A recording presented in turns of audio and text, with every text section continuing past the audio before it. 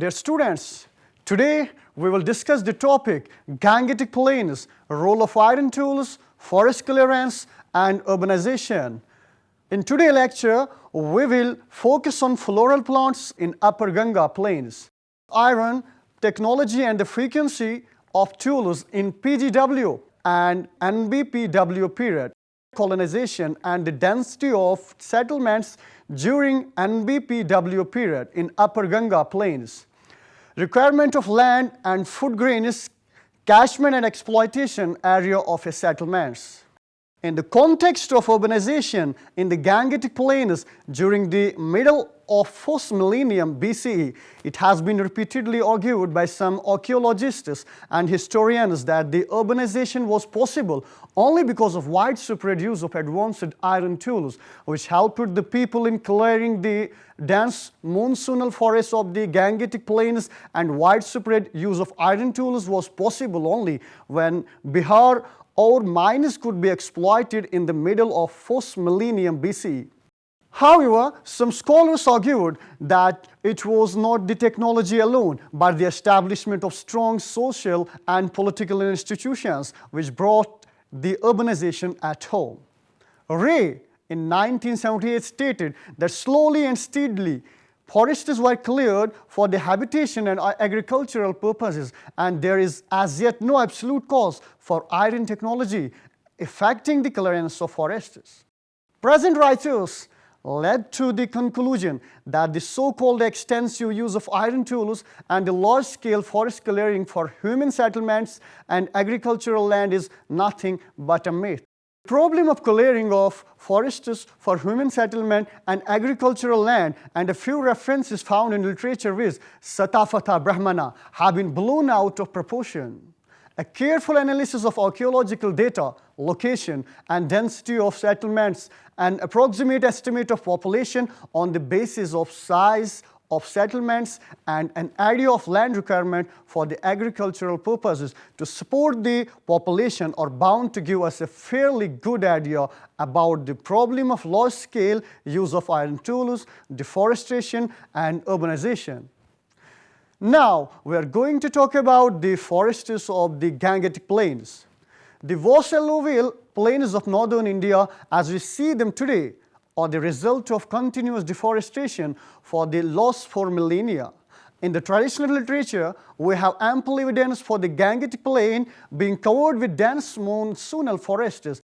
The Satavata Brahmana mentions that area between Saraswati and Sadanira, modern Gangetic river, was dense forest, and aryanization of this area was possible only after burning of the forests.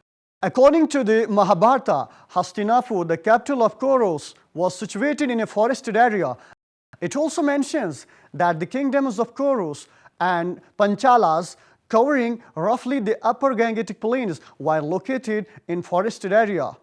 Pollen records from Hastinapur excavations show the presence of Pinus, Dalbirgia, Sisu and Holorobira antidicentrica. The presence of these species, some of which are now confined only to the Terai region, shows that the Doab was then quite densely forested during the 2nd and 1st millennium BCE. Pant says in 1971 that in the past the fauna of Shivaliks included carnivores, monkeys, elephants and ungulates, suggesting that the Indo-Gangetic plains had a thick cover of flora like that of Terai and Baba regions. In fact, the forest cover was so thick even in the 15th to 16th century CE that wild elephants, buffaloes, lions and tigers were hunted in the Upper Ganga plains. The remnants of early forests can be seen in the patches, and the vegetation includes Bhutia frondosa, Cassirica tomentosa, Elinthus excels, Woodfordia floribunda, Acacia locaphoria, Terminalia biliaca, Tamarindus indica, Basia latifolia, and species of Bahinia and Eugenia. In the central part of the Ganga-Yamuna Doab, thorny shrubs such as Caparis aphylla, Prosopis supici gira, Ticoma undulate and acacia, which form an extension of semi-arid vegetation of Rajasthan. In fact, no other part of India has undergone such a drastic change due to tillage of jungle land in the past 2 centuries. Considerable damage to the forests was done by the railways also, which obtained their fuel supply directly from local timber until a century ago. The intensive colonization and large-scale deforestation has brought the balance between man and vegetation to a very delicate stage. Now here is this interaction between man and vegetation so vividly illustrated over an extensive area than in the Gangetic plains. The balance between the progressive tendencies of vegetation and a retrogressive influence of man is nowhere more evident than in the vegetation of this region. Throughout the Gangetic plain may be said to have attained an apparent equilibrium in relation to variation in rainfall and temperature, which at any moment is liable to be upset. On the plains, the vegetation is rather delicately balanced against man at about thorn superb state. The soil over most of the Indo-Gangetic plains seems to be supporting all the human and bovine life that's possible under existing methods of exploitation. Thus, it's very clear that until during the beginning of centuries CE, the forests were almost undisturbed except for small pieces for the land that might have been required for the agricultural purposes and for the settlements. The presence of lions, tigers, elephants, even up till the 16th century indicates that forest was fairly intact to well preserved. As a matter of fact, the forests disappeared rapidly only in the last 2 centuries. Dear students, now we are going to learn about the typology and the frequencies of iron tools found in Grey and Northern Black Polished Ware period.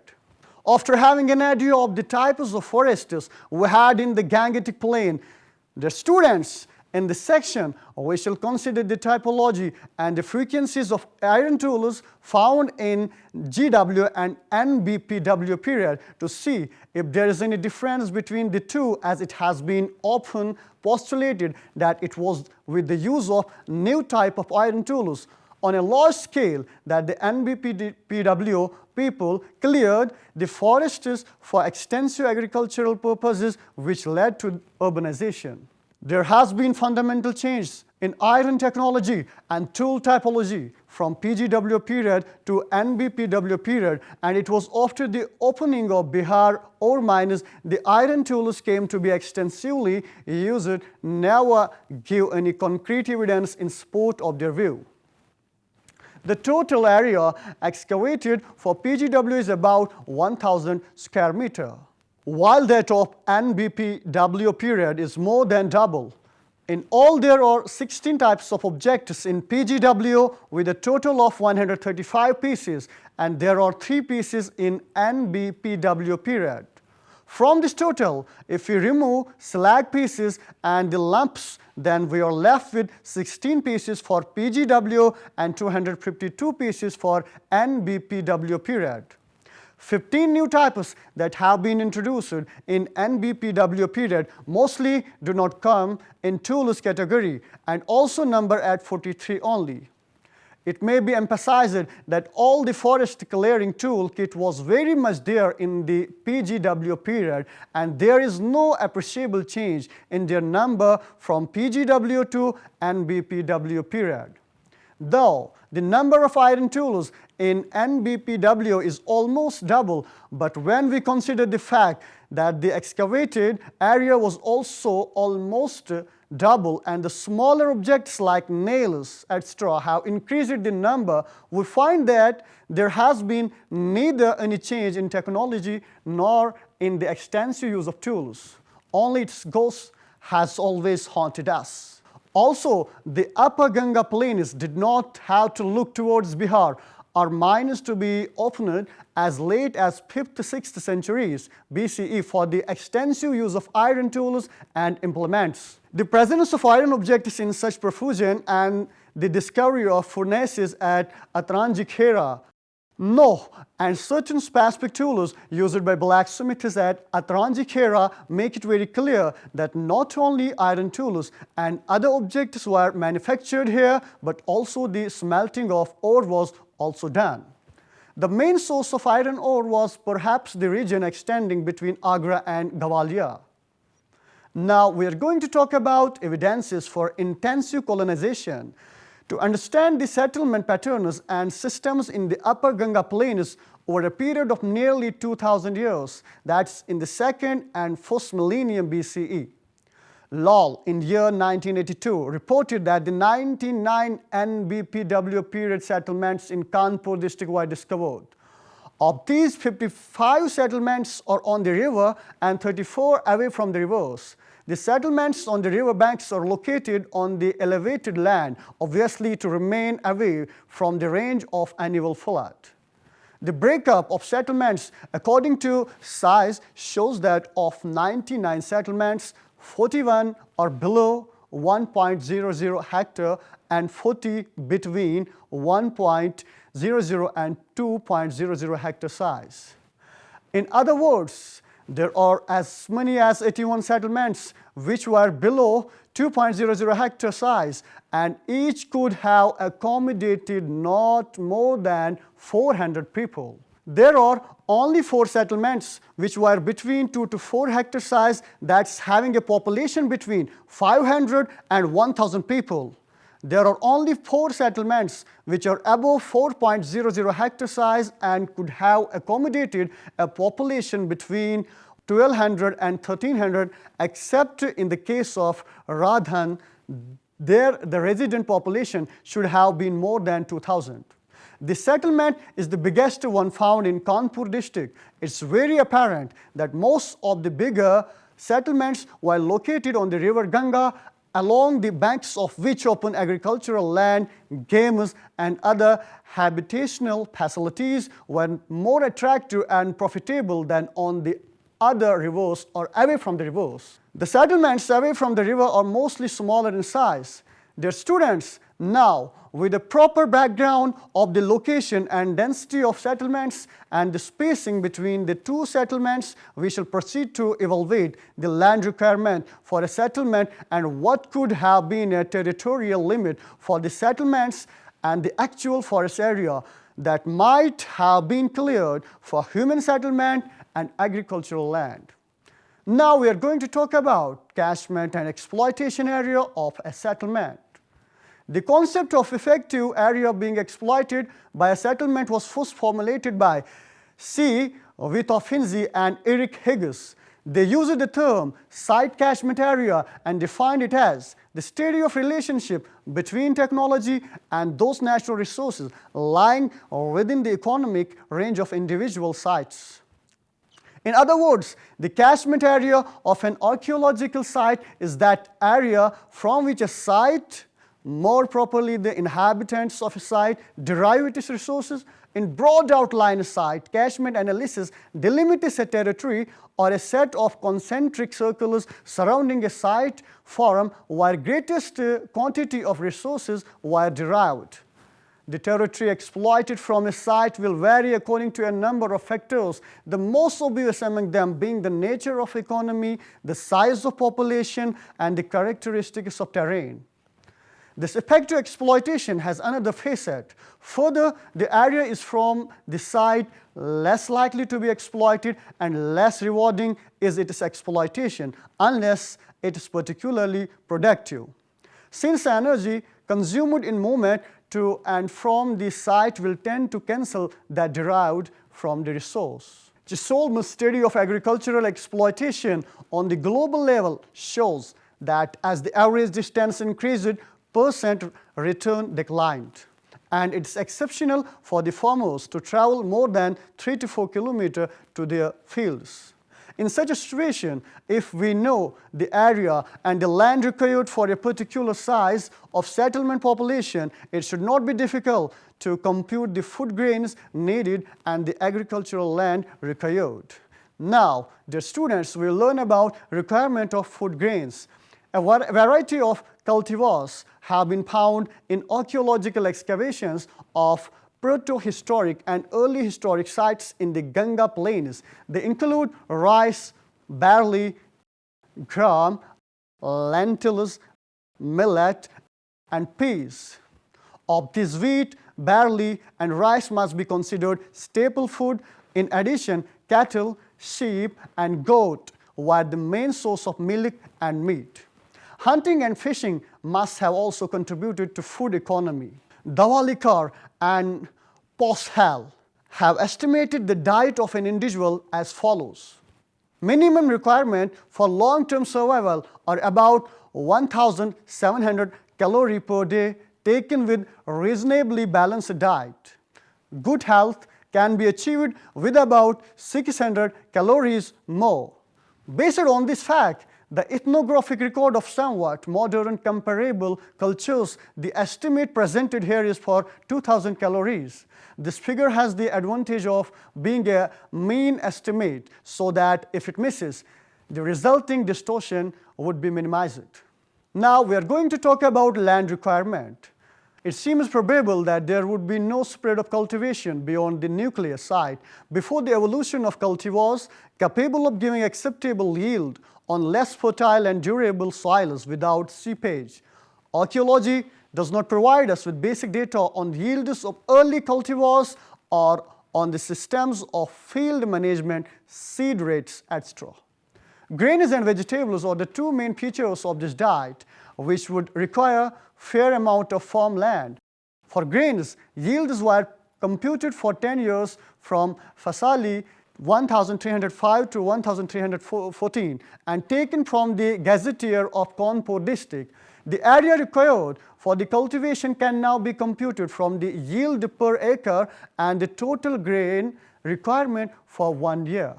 This comes to 578 acres. To this estimate, something must be added for seeds, spoilage, loss due to rodents and disease and processing.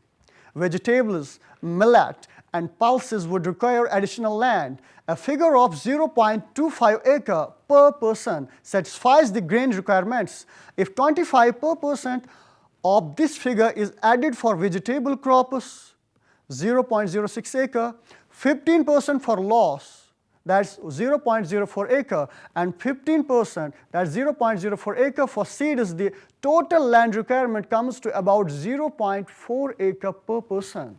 By this estimate, the total land requirement for 2,400 persons would be 960 acres. Before we express this land requirement in terms of radius around the settlement, we have to consider one fact. On one side of the settlement, if the river Ganga, the bed of which is at places more than 3 km wide, between the settlement and the regular course of the river, a strip of land of 150 to 300 meters, and at places more than this comes up after the monsoon flood. This strip is rich in organic matter and very fertile. If you draw a circle around the settlement, 1/3 of it would go in the river and not more than 2/3 will be available for the cultivation. Taking into consideration this fact, a circle of land requirement around the settlement comes to 1.8 to 2.6 km in radius. Similarly, for a settlement of 1,000 population, land requirement would be between 800 and 1,200. For a settlement of 3,000 population, 2,400 to 3,600. And for a smaller settlement with 200 to 500 population, the land requirement would be 250 to 1,000 acres. That is the land within a radius of 1 kilometer. Now we are going to talk about actual forest clearings. Dear students, now we shall again return our attention towards the forest clearings that might have been done to acquire agricultural land. As we have already seen, a good number of settlements are located on the rivers and lakes along which open spaces are available for the settlements and agricultural land. Even deeper into the forests, we find that there are lakes and open spaces where settlements came up without disturbing the original forest. Also, in the case of NBPW period, we know that average spacing between the two settlements was 9 km, and for 80% settlements land requirement was rarely more than 600 to 700 acres. That's within the radius of 1 km from the land around the settlement. Thus, between the two settlements, a minimum 8 km of forest remained before the requirement for the agricultural land arises for other settlement. Most of the agricultural land came from the open land and not by clearing the forest. It was absolutely not necessary to go for the clearing of forest. It was not required even at the climax of urbanization period. Dear students, let's conclude today's topic with this note that in the Ganga plains, thick forest cover remained as late as 16th and 17th centuries, and it would be erroneous to believe that large-scale forest clearing was done in the middle of 1st millennium BCE. There was no fundamental change in iron tool typology and technology, and their extensive use as forest clearing tools from PGW to NBPW period, that whatever the new types of iron tools were introduced in NBPW period were in the mid and late phase when the urbanization was already an established fact. That during the period of urbanization and intensive colonization, fairly good number of settlements were on the river banks and lakes where open land was available, and the average spacing was nearly 10 km. That nearly 80% of the NBPW period settlements were small villages having a population less than 500 people. That the land requirements for the settlements indicate that rarely land was required beyond a radius of 1 km, and most of it was available without forest clearing. That there was never any need for the large-scale forest clearings in any period. Whatever little forest clearing was needed could be done with technology available to PGW people. That the extensive use of iron plough shear could not be overemphasized to till the hard calcareous soil, as there was very little of it to till. That the urbanization of the Ganga plain was not due to the iron technology and the overexploitation of the extensive tilling of the agricultural land for the surplus, but mainly due to the culmination of several social, political, and economic factors. Thank you, dear students. This is all for today.